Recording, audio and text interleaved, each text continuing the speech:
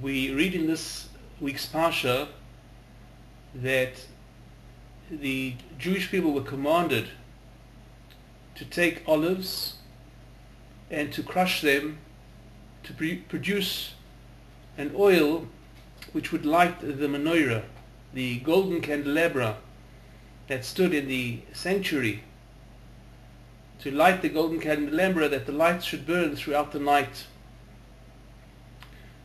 The phrase used in the Torah is kasis lema'or, which means crushed for light.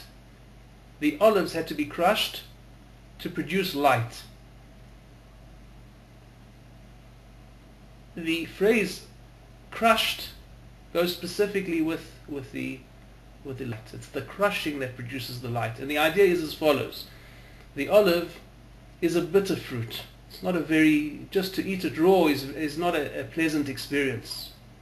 However, when you crush the olive, it produces a wonderful golden oil, and that itself can fuel the light and produce the candle, produce the light that enlightens us. The message here is, for us, is that for our own personal enlightenment, in order for us to be enlightened, to enjoy the light of life, the joy of life, so we have to be enlightened, we have to have the light of Torah teachings, so that itself will give us the pleasure of life, it'll attach us to the truth of life, to see the beauty in life, to understand all of the good things we have in our life, to appreciate all that we have, to be joyous. So for that light also, we need the crushing. The crushing is what produces the light. What are we exactly crushing? The answer is we have to be willing to undergo certain unpleasantness even, or put ourselves out for the purpose of gaining knowledge, of gaining Torah knowledge.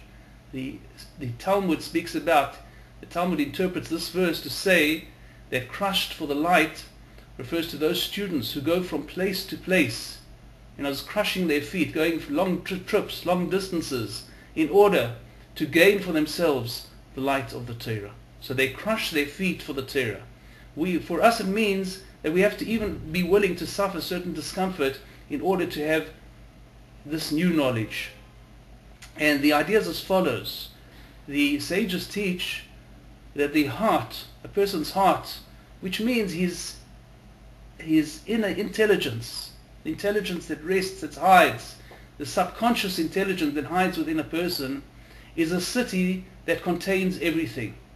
It's a city with it's a metropolis with absolutely everything in it. We have within ourselves everything.